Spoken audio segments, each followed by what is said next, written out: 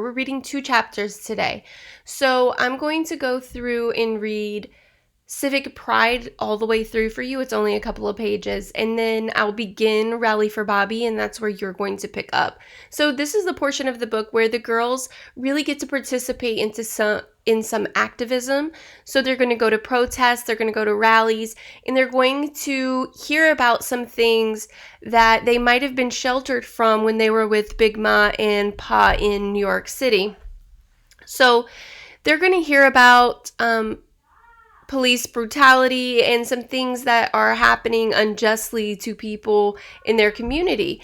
And one of these people's name is Bobby, and that's who this rally that they're going to is for. So we're going to go ahead and we're going to start reading.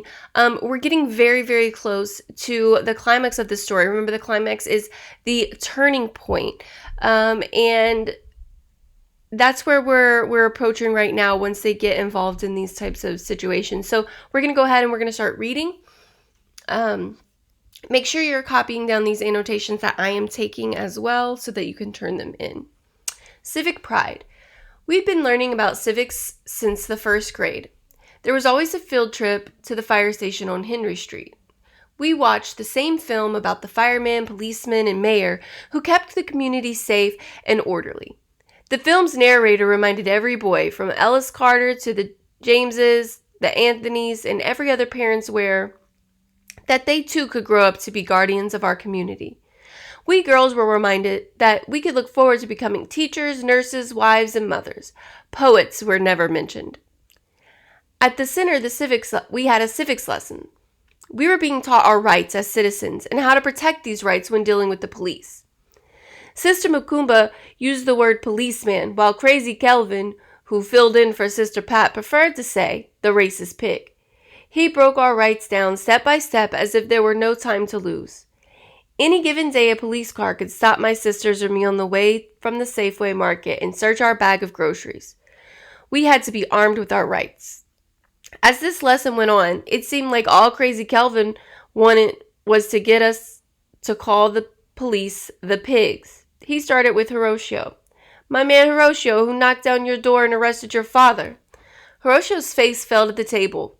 He looked worse than when Sister Makumba asked him to revolve and spin around the sun. He picked at a flaky piece of skin on his thumb. Normally I'd think, ew, nasty boy, how disgusting.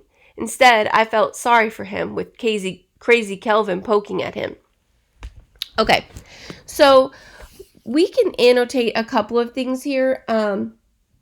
First thing is that they're learning about civics. So one thing that they're learning about are their rights. So the girls learned that at any given time the police could stop them, and it's important that they know what their rights are as people.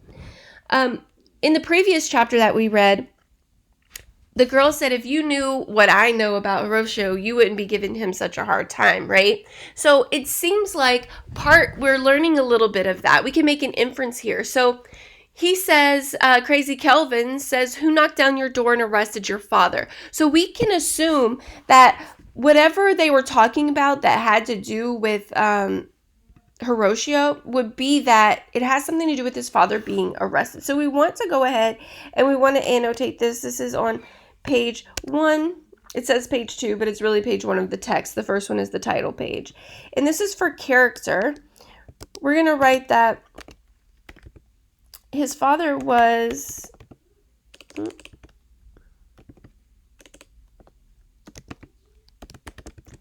arrested by cops in his home. Okay, so I'm sure we're going to learn a little bit more. We might figure out why he was arrested, but right now that's what we know. We want to make sure that we annotate that because it's giving us a hint. Remember how we talked about foreshadowing? The last chapter, the girl saying to Delphine, if you knew what I knew, you wouldn't be giving him such a hard time, was foreshadowing what we're about to learn about Hiroshio. We can make that assumption that now that we see they're talking about it, we're going to find out more about this character and what happened to him. So let's continue reading. Hiroshio answered, the police. Crazy Kelvin said, the who? Hiroshio said, the Oakland police. That wasn't good enough for Crazy Kelvin, who we had to call Brother Kelvin in the classroom. He looked like a bony, big-beaked chicken, going, "The who? The who?" It was like the time he shouted, "Black girl," at my sister and me while we shouted, "Color girl," back. It didn't take sharp eyes to see Sister Makumba was annoyed with her helper, and as usual, stepped in to put it into it. Crazy Kelvin was supposed to talk to us about our rights, not stand there going, "The who? The who?" Big beat Crazy Kelvin wasn't done. He said the pigs wrote down the door of a Vietnam War hero's house. The pigs handcuffed him without respect for his rights as a citizen. The racist pigs then separated Brother Woods from his family because he dared speak truth to the people. So here we go. We want to stop here. We figured out what happened, right? So Hiroshio's father is a Vietnam War hero. So that means he probably fought in the he did fight in the Vietnam War. So we want to write that. Hiroshio father is a Vietnam War hero and was arrested by Oakland cops or Oakland police. So they were arrested by Oakland police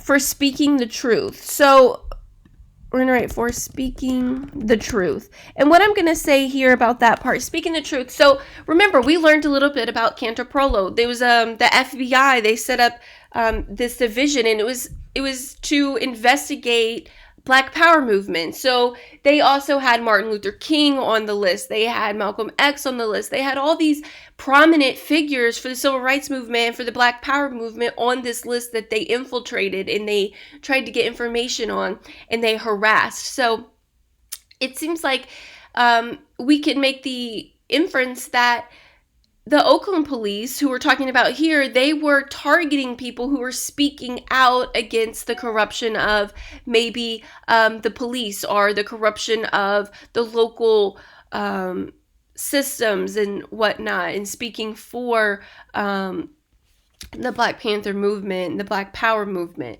So that seems like that's what happened to Hiroshio's father. Okay, so let's go ahead and let's keep reading. Hiroshio tried to show no change in his face, but he was changing on the inside. Where people change when they're sad or angry, he looked directly at me, then looked away. I felt like I was supposed to say something to him, but I didn't know what. Sister Makumba thanked Brother Kalman for being our guest speaker and showed him to the door. Fern tugged the hem of my top. "I don't like him. Surely don't." I glanced Eunice Ankin's way. I had just found out what she meant when we were out by the water fountain. That Hiroshio's father was in prison for speaking out to the people. Hiroshio's father was what Sister Makumba called a freedom fighter and a political prisoner. Although now that I knew, I didn't find any satisfaction in having found out. So we want to pause here. Remember, we also talk a lot about whenever we're given information, how do we determine what's important? So it's important because it helps us learn a little bit about what's going on in this time period, right? So even though Hiroshio isn't a main character and his father isn't a main character, this background information is really important because it gives us some information about what was going on in this time period and in Oakland during the 1960s, the late 60s. And what we learn is that people were arrested for speaking out, for standing up for their rights, for being a part of the movement. And what they called these people were freedom fighters, political prisoners. Remember, Huey Newton, when we watched that video, they called him, he's a freedom fighter, right? He was wrongly imprisoned in California. So this is the same kind of thing that's happening. They're giving us an example of this happening. And so we're just going to write down here, because it's important that we understand this term, that we want to make sure we make it very clear that this is what they called a freedom fighter. So we're going to write Hiroshio father was called a freedom fighter, and we're also going to write political prisoner. All right, so we want to continue reading. But pause, I do want to, she says, although now that I knew, I didn't find any satisfaction in having found out. So remember how we talk about how chapters and paragraphs and items fit together to make an overall story. We have to think back. We think back to 2 chapters ago. She was very curious about what happened. She wanted to know whenever Eunice had said that to her. But now that she does know, she kind of wishes she didn't, right? Because the feelings that it gave her wasn't, oh, now I know, and she's excited, or it made her feel sad inside, right? She found out who his father was, first of all, that he was arrested and taken away from his family, and why he was taken away from his family. So she feels sad about a lot of different things that were happening, and she wishes now that she didn't know those things. So let's continue reading. Imagine to have your father sitting down eating dinner or shining his shoes while watching TV, to have your front door blown off its hinges and the police rush in, to see your father in handcuffs led away. Horatio didn't have to imagine. He knew. I had been scared once, truly scared for Papa. It happened 2 summers ago. Big Ma had gone back to Alabama ahead of us to visit and take care of her house.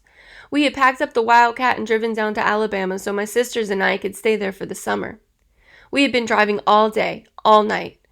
Talk about being a long way from home. If we needed to stop, we found a gas station or a nice colored family to open their home to us. As we drove deeper south, down dark highways and darker black back roads, I felt like Dorothy in The Wizard of Oz. I told myself, Delphi, we are no longer in Brooklyn. Papa had pulled the car off the road so he could catch a few hours of sleep. I remember Vanetta snoring on one side of me, Fern with Miss Pattycake burrowed into my side. Somehow I managed to find myself snoring with my sisters and Papa. Then there had been a loud rap against the window. Balls of flashlight ghosts had flown all around the back and front seats, all over our faces. It had been a state policeman. Papa had rolled down his window and shown the state policeman his license and said he was driving his girls down to see their grandma in Alabama. The policeman hadn't offered directions. He hadn't called Papa Mr. Gaither or Sir or Citizen, like the helpful police officer in our Civic Pride film. I heard what the state policeman called Papa. I heard it all right. I held on to Fern tight, afraid for Papa, afraid Papa might talk back or fight back. So we want to pause here. So this information that Delphine received, it triggered a memory, right? Remember, she always flashes back. So this is a flashback. She's flashing back to a time that she remembers her father being treated unfairly by the police, right? And she remembers that feeling of being afraid. And she's comparing that feeling to maybe what Horatio, this is what we call, she's trying to empathize with him. She's trying to understand his feelings. So she's relating it back to something that she has experience with. And that is her father being treated really poorly by police, right? And she even compares it to her Civic Pride film. And I think that this is very important. And we want to make an annotation of it. So she compares it about what she learned about how police are supposed to treat people, right? They're supposed to be helpful. That's what she learned in her Civic Pride film. However, what is her actual experience? Now, she has 2 things that she can compare. Her actual experience that she saw her papa, they were afraid. And in her Civic Pride film, they're not supposed to make you feel afraid, right? They're supposed to make you feel safe. But she didn't feel that way when they were pulled over in Alabama. Instead, she heard the policeman call her father something really bad. And I think we can make some inferences about what we think he was called. And we know that they didn't even write it down. So it's probably pretty bad, right? And it made her even more afraid. So we want to go ahead and write motivation here about why is she thinking back? Why is she flashing back? Delphine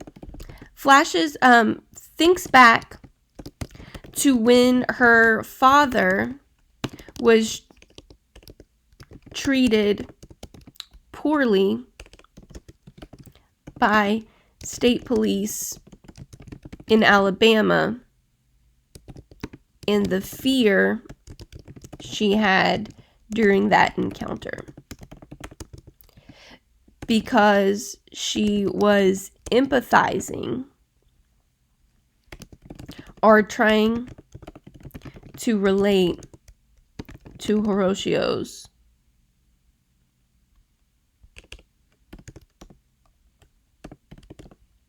experience. Okay? So I'm going to make this larger in a little while so you guys can really get a better view of the screen so you can write it down. But what we wrote was, Delphine thinks back to when her father was treated poorly by state police in Alabama, and the fear she had during that encounter because she was empathizing or trying to relate to Horatio's experience. So we want to write that down as motivation. So let's continue. When we arrived at Big Ma's, I'd expected that Pa would have told Big Ma all about it. How we couldn't stop and be anywhere we wanted to. How the state police had rapped on the window. What he'd called Papa. How Papa hadn't hauled back like Cassius Clay and socked the policeman's jaw into the next county. Papa could tell some stories. He speaks them so plain, you believe every word. I knew Papa would have entertained Big Ma. But when Big Ma asked, how'd the trip go? Pa had said, we made it down sure enough. You know, Ma, same old, same old. So Big Pa didn't tell Big Ma what was going on, and that would be likely to protect her feelings, right? He doesn't want his mother to be afraid. So we're going to just write, Papa didn't tell Big Ma about his experience with the police to protect her.